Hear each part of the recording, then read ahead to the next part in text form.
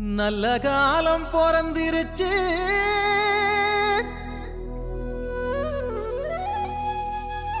நாடும் வீடும் செழிச்சிருச்சு. புனிதர் கோயில் திறந்துருச்சு, நமக்கு புது வாழ்வு மலர்ந்துருச்சு. நாம் கிறிஸ்துவ வாழ்வை வாழ்வதற்கு நம்மை அழைக்கக்கூடிய ஒன்றாக இருக்கிறது. இந்த இரண்டு புனிதர்களுமே நம்முடைய பாதுகாப்பாக இந்த மலையை பற்றி மண்ணிலே பகுதியிலே நாம் கொண்டாடுவது மிகவும் சால சிறந்த ஒன்றாக இருக்கிறது. ஏனென்றால் ஒரு புறம் பார்க்கிற பொழுது தோமையாக அழைக்கப்பட்டு வந்த கிறிஸ்தவர்களாகவும், மற்றொரு புறம் பார்க்கிற பொழுது இந்த சபையினுடைய அழைக்கப்பட்டு வந்த கிறிஸ்தவர்களாகவும் இன்றைக்கு நாம் வாழ்ந்து கொண்டே இருக்கிறோம். எனவே இந்த விதத்திலே நாம் திருப்பலியின் வழியாக நம்முடைய வாழ்வு எவ்வாறாக புனிதர்கள் வாழ்வோடு ஒப்பிட்டு பார்க்கிற பொழுது மிகவும் சிறந்ததாக இருக்க வேண்டும் என்று சிந்திக்கிற பொழுது இன்றைக்கு நாம் ஒவ்வொருடைய பெயர்களை சிந்திக்கிற பொழுது அந்த புனிதருடைய பெயரை இருக்கிற பொழுது மிகவும் மகிழ்ச்சி அளிக்கிறோம். இன்றைக்கு ஒவ்வொருடைய பெயர்கள் வைக்கின்ற பொழுது வாயிலேயே நுழைய மாட்டேங்குது, கஷ்டப்பட்டு நம்ம வாயை உச்சரிக்க வேண்டிய சூழ்நிலை இருக்கின்றோம். ஆனால் அன்றைக்கு சபையிலே ஒவ்வொருவருடைய பெயர்களையும் அவருடைய பெயர் நாமத்தை வாங்கிக் கொண்டு இன்றைக்கு அவருடைய ஆசீர்வாதத்தில் இன்றைக்கு எத்தனையோ நபர்கள் வாழ்ந்து கொண்டிருக்கிறார்கள். அதைத்தான் இந்த நாளிலே நாம் சிந்திக்க நமக்கு அழைக்கப்படுவதற்குரிய ஒன்றாக இருக்கிறது. ஒரு புனித நிலைக்கு உயர்த்தப்பட வேண்டும் என்று சொன்னால் அதற்கான ஆவணங்கள் சாட்சியங்கள் முக்கியமான ஒன்றாக இருக்கிறது. அந்த விதத்தை பார்க்கிற பொழுது இந்திய நாட்டில் இருந்து நடந்த இரண்டு புதுமைகளை இந்த புனித சபையினுடைய எடுத்துக்காட்டின் வழியாக அவருடைய உண்மையான அந்த சாட்சி வழியாக தான் இன்றைக்கு அவர் இரண்டு எடுத்துக்காட்டின் வழியாக நாம் சிந்திக்கலாம். ஒன்று அவருடைய கோட்டார் வரைமாவட்டத்தில் இருக்கக்கூடிய அந்த சிற்றாலயத்தில் நடந்த ஒரு புதுமையான நிகழ்வு. மற்றொன்று அவர் வாழ்ந்த பொழுது அவர் நடத்தி காட்டிய மற்றொரு புதுமை.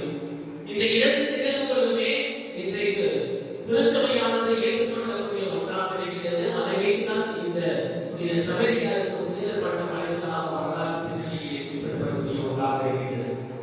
அந்த விதத்தை பார்க்கின்ற பொழுது அருட்தந்தை அந்தேலியா அவர்கள் அங்கே கோட்டார் வரைமாவட்டத்தில் இருக்கின்றார்.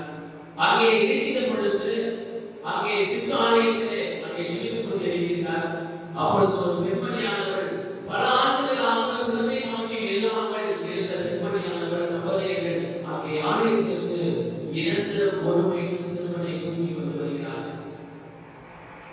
அப்பொழுது மருத்துவர்கள் கைப்பட்ட சூழ்நிலையிலே இறந்து கிடைத்த அந்த சிறுவனை அந்த மறைவிடத்துக்கு முன்பாக அங்கே வைத்துவிட்டு அவர்கள் கதறி அழுகிய சூழ்நிலை இருந்தார்.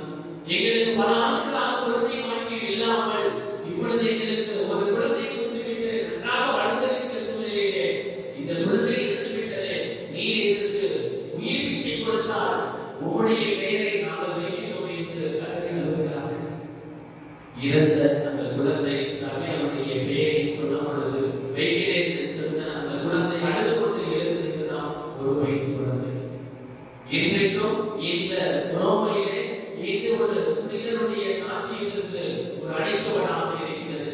ஏனென்றால் மருத்துவர்களுடைய அவர்களுடைய சிகிச்சைகளுக்கு கொடுக்கக்கூடிய பிரிவானது இறந்து விட்டால் இருக்கிறது.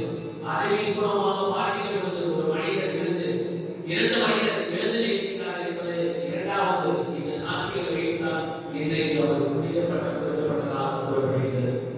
இரண்டாவதாக அவர் வாழ்ந்த பொழுது தொப்பத்துறை என்ற அந்த பகுதியிலே இருக்கிற பொழுது ஒரு குழந்தையானவள் கிணற்றில் இருந்து கேள்விப்பட்டிருக்கிறேன்.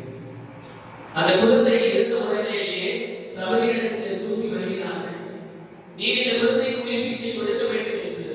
அப்பொழுது சபையார் சொன்ன வாசல் தான், எவ்வாறாக திருப்பலிக்கு கொடுத்த தந்தை மகன் தூய ஆவியின் பெயராலே நான் உனக்கு திருப்பலிக்கு கொடுக்கிறேன் என்று சொல்லிக்கிறோம். அதே போன்று சபையார் ஒவ்வொரு இடங்களிலும் புதுமை செய்கிற பொழுது இந்த இறை வார்த்தையை சொல்லி உன் கடவுளாய் ஆண்டவரை நம்புகிறாயா என்று கேட்டு அந்த உறுதி பாட்டிலே அந்த தாயை கேட்கிறார்.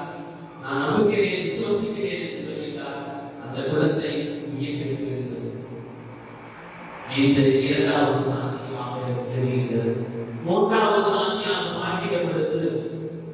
ஒரு இந்து சகோதரர், பெருமாள் என்று பெயர் கொண்ட இந்து சகோதரர் அந்த பகுதியிலே வாழ்ந்து கொண்டிருக்கிறார். வாழ்கின்ற பொழுது அவர் கிறிஸ்துவிலே இவர் விரோதித்த போதிலேயே நம்பிக்கை கொண்டவராக இருக்கிறார். ஆனால் திருமணத்துக்கு வேண்டாமா வேண்டாமா என்று மனக்குழப்பத்தோடு வாழ்ந்து கொண்டிருக்கிறார். அப்பொழுது இவர் தொழுநோயால் பாதிக்கப்படுகிறார். இவருடைய உள்மனதாவது சொல்லிக் கொண்டே இருக்கிறது, நான் திருமணத்துக்கு பெற்றால் கண்டிப்பாக இந்த தொழுநோயை விட்டு நீங்கி என்று நம்பிக்கையோடு அவர் உள்மனது சொல்லிக் கொண்டிருக்கிறது. அதே போன்று இவரும் சபையிடத்தை செய்கிறார். திருமணத்துக்கு பெறுகிறார். இவருடைய நோய் தொழுநோய் முழுவதும் நீக்கப்படுகிறது. இவனால அவருடைய அடிச்சுவடுகளை பின்பற்றி நாம் ஒவ்வொருவருமே அவருடைய பேரை சொல்லிய பொழுது திருமணத்தின் வழியாக அவருடைய கிறிஸ்தவ விசுவாச வாழ்வு இன்றைக்கும் நம்மை அழைத்து செல்லக்கூடிய ஒன்றாக இருக்கிறது. நான்காவது நிகழ்வாக பாண்டியை மன்னர் மதுரையை ஆண்டு கொண்டிருக்கிறார். அந்த நாகர்கோவில் பகுதியை திருவாங்கூர் மன்னர் ஆண்டு கொண்டிருக்கிறார். திருவாங்கூர் மன்னர் இந்த சித்தாலை இப்பொழுது கோட்டார் மறைமாவட்டத்தில் இருக்கக்கூடிய அந்த மறைமாவட்டத்துடைய அந்த ஆலயத்தின் உள்ளே பகுதியை சென்று பார்த்தால் ஒரு சித்தாலை இருக்கும். அதுதான் சபையார் கட்டப்பட்டதாக வரலாறு கூறப்படுகிறது. அந்த சித்தாலயத்திலே அங்கே ஜெபித்துக் கொண்டிருக்கிறார். திருவாங்கூர் மன்னருக்கு எதிராக இங்கு பாண்டிய மன்னர் படையெடுத்து வருவதாக கேள்விப்படுகிறார். உள்ளம் விலகுகிறார். இதை கேள்விப்பட்டு, ஏனென்றால் திருவாங்கூர் மன்னர் அதிகமாக இந்த சபையினருக்கு பல்வேறு ஆதரவுகளையும் அளித்துக் கொண்டிருக்கிறார். அவ்வாறான சூழ்நிலையிலே திருவாங்கூர் மன்னரை சந்தித்து அரண்மனையிலே சந்தித்து அங்கு திருவாங்கூர் மன்னருக்கு சொல்கிறார், ஒரு கடவுளாய் ஆண்டவரை நீ நம்புகிறாயா என்று கேட்கிறார். நம்புகிறேன் என்று சொல்கிறார். நீ மனத்துணிவோடு எழுந்து பாண்டிய நாட்டு மன்னரை எதிர்கொண்டு செல், நீ வெற்றி பெறுவாய் என்று சொல்கிறார். மனத்துணிவோடு அவர்கள் போருக்கு செல்கிறார்கள். சமரியாரோ சிற்றாலயத்தில் இருந்து ஜெபித்துக் கொண்டிருக்கிறார். ஜெபித்துக் கொண்டிருக்கின்ற பொழுது எவ்வாறு மோசே பெலிஸ்தேர் மக்களை வெற்றி பெறுவதற்காக கையை ஓட்டி பிடித்துக் கொண்டு பெலிஸ்தரை வெற்றி பெறுவதற்கு ஆரோன் மோசே இருந்தது போன்று இங்கே சமரியார் எப்பொழுதெல்லாம் திருச்சிலுவை கையிலே ஏந்தி வண்ணமாக சிலுவையை பிடித்துக் கொண்டு பாண்டிய நாட்டு மன்னர் ஒரு அடி கூட எடுத்து வைக்கிறார் என்று வேண்டுகிறாரோ அப்பொழுதெல்லாம் பாண்டிய நாட்டு அந்த அரசவையினுடைய படையினுடைய ஒவ்வொருவருக்கும் ஒரு கருப்பு திரை போன்று மூடிக்கொண்டு இருப்பது போல தெரிகிறது. இருக்கக்கூடிய ஒவ்வொரு படையினரிடம் பல்வேறு ஆயுதங்களோடு இருப்பதை பார்த்து அவர்கள் கருப்பு திரையோடு இருப்பதை பார்த்துவிட்டு அவர்கள் கண்கள் எல்லாம் மறைக்கப்பட்டிருக்கிறது. அவர்கள் வந்த நாட்டை திரும்பி செல்கிறார்கள். போரில் வெற்றி பெற்றவராக திருவாங்கூர் மன்னர் செல்கிறார். ஆலயத்தை கையில் வைத்து ஜெபித்துக் கொண்டிருக்கின்ற அந்த சபையாரை பார்த்து இந்த திருவாங்கூர் மன்னர் சொன்ன பதிலை தான், என்னை அனைவரும் மகாராஜா என்று சொல்கிறார்கள், நீரோ மகா பிதா குரு என்று அங்கே திருவாங்கூர் மன்னர் சொல்கிறார். இவ்வாறாக இந்த 4 சாட்சியின் வழியாக சபையினருடைய பெயரை சொல்கின்ற பொழுது ஒவ்வொரு அற்புதங்களும் அதிசயங்களும் சாட்சிகளாக இன்றைக்கு விளங்கிக் கொண்டிருக்கிறது. இதைத்தான் நம்முடைய வாழ்வில் பின்பற்றக்கூடிய ஒன்றாக இருக்கிறது. அதைத்தான் இன்றைக்கு வாசிக்கப்பட்ட நற்செய்தி வாசகத்திலே வாசிக்க வேண்டும். படைப்பிற்கெல்லாம் உலகில் சென்று நற்செய்தியை பறைசாற்றுங்கள், நம்பிக்கை கொண்டு திருமணம் பெறுவோர் அவர்கள் நோய்களில் அனைவரும் சுகம் பெறுவார்கள் என்று ஆண்டவர் இயேசு கிறிஸ்து அந்த கிடைத்திருக்கிற நற்செய்தியை இந்த திருத்தூதர் புனித சபையார் இன்றைக்கு நாம் கொண்டு செல்லக்கூடிய ஒன்றாக இருக்கிறது. அந்த இடத்திலே பார்க்கின்ற பொழுது புனித தோமையாருடைய வாழ்வாக இருக்கட்டும் அல்லது புனித கோவிலியான வாழ்வாக இருக்கட்டும், இவர்கள் எல்லோருமே திருச்சபைக்காக ஒரு பயணத்தை மேற்கொண்டார்கள். எத்தனை மைல் தூரம் சபையார் பயணம் மேற்கொண்டார்? கப்பல் பயணம் நடவை எத்தனை? 38,000 மைல்கள் தூரங்கள் கடல் மார்க்கமாக மேற்கொண்டிருக்கிறார். அத்தகைய மைல் தூரங்கள் நாம் கடந்து வந்து நாம் புனிதருடைய வாழ்க்கையை வாழ்ந்து கொண்டிருக்கிறோம். இன்றைக்கு வீட்டிலிருந்து கோயிலுக்கு வரணும் அப்படின்னா மழை பெய்யுது, கால் வலிக்குது, முட்டி வலிக்குது, கோயிலுக்கு போனா முட்டி போடணும் என்று சொல்லக்கூடிய இடங்களில் வாழ்ந்திருக்கிறோம். அன்றைக்கு எந்த ஒரு வசதியும் இல்லாத சூழ்நிலையில் சபையார் எப்படி நடந்து நம்முடைய கிறிஸ்தவ வாழ்க்கையை வளர்ந்திருக்கிறார் என்று நாம் சற்று சிந்தித்து பார்ப்போம்.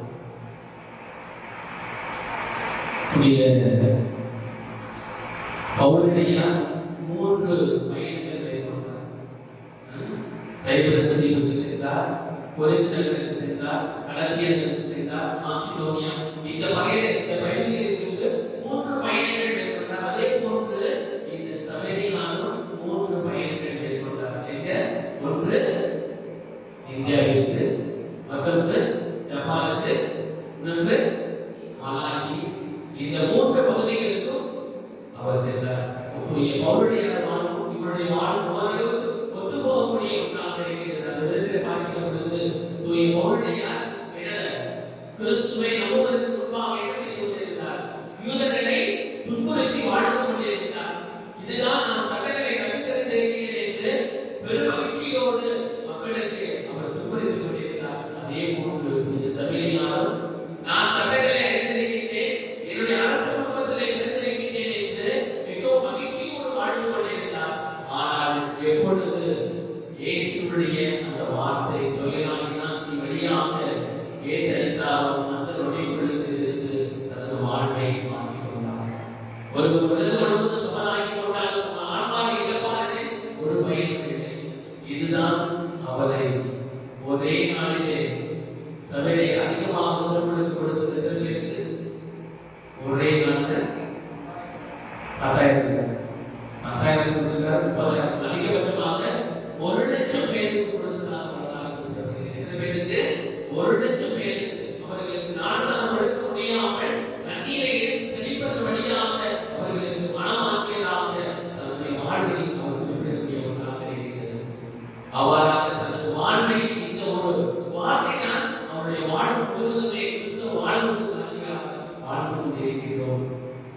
இரண்டாவதாக, மூன்றாவதாக பார்க்கிற பொழுது அவர் செய்த அந்த தமஸ்கு நகருக்கு போகின்ற பொழுது அங்கே நடந்த அந்த அற்புதம். அதே போன்று புனித சபையாருக்கும் நீ இங்கு செல், நீ இந்தியாவுக்கு தான் செல்ல வேண்டும் என்று சொல்கிற பொழுது மனம் தீர்ப்போடு எந்த விதமான கேள்வியும் இல்லாமல் அவர்கள் சென்றார்கள். இன்றைக்கு அடுத்தது குழுக்களுக்கும் ஒரு பிரச்சனை என்னது? எந்த பங்கு நல்ல பங்கு, அந்த பங்கு போனால்தான் நிச்சயமாக இருக்க முடியும் என்று சொல்லி வாழ்ந்து கொண்டிருக்கிறோம். இதுவும் எங்களுக்கு ஒரு படிப்படையாக இருக்கிறது. அவர் எந்த ஒரு கேள்வியை காரணம் கேட்கவில்லை. நான் போகிறேன் என்று மனத்துணையோடு சென்றார். ஒவ்வொரு மக்களுக்கும் திருமணத்து கொடுத்தார், திருச்சோமாயை கற்றுக் கொடுத்தார். குறிப்பாக தந்தை மகன் தூய் ஆவி என்று தொடக்க சபத்தை கற்றுக் கொடுத்தார்.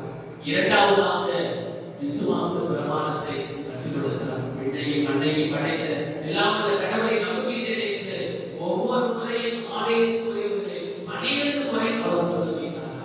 இவ்வாறாக அவருடைய வாழ்வு வாழ்கிற பொழுது கிறிஸ்தவ விசுவாசத்தை ஜெபத்தின் வழியாக மக்களுக்கு வாழ்ந்து காட்டினாக இருக்கிறது.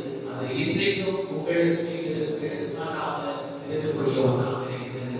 இவ்வாறாக ஒட்டுமொத்தமாக சபையாருடைய வாழ்வை மாற்றின பொழுது, அவருடைய வாழ்வை மாற்றின பொழுது இருவரும் ஒரு சேர உழைத்திருக்கிறார்கள் என்று நாம் சொல்லலாம்.